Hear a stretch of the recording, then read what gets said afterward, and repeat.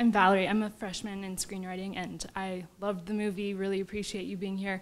My question is, or I guess I kind of have two.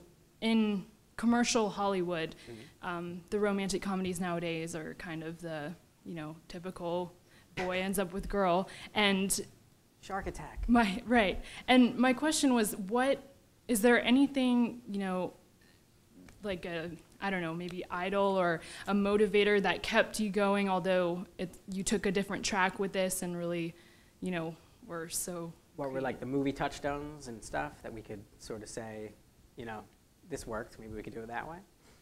Annie Hall was like always a huge influence for me.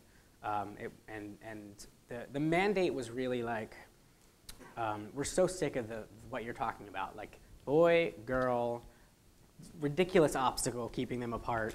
Obstacle goes away at the end, and through that there's been wacky friends and like some set piece at the zoo with an animal that was funny.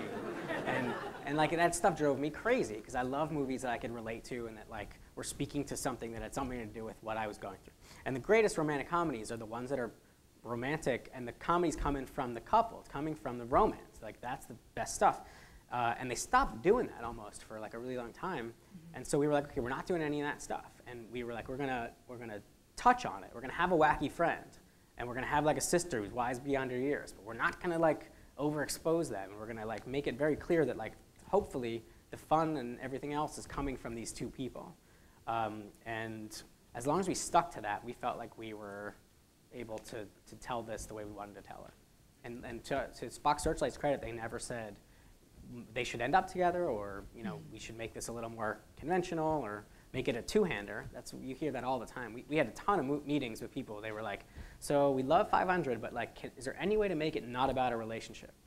We were like, no. No, there's no way to do that. And then another one was like, there's a murder mystery in here maybe somewhere? And I said, no, there's not.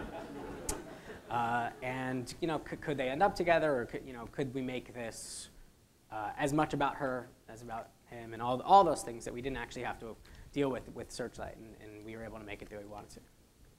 And my second question is, you talked a lot about how, it was a personal experience for you, and I feel like a lot of writers do have those personal experiences, and when they get here, they want to write about that right away, but there are steps you have to take.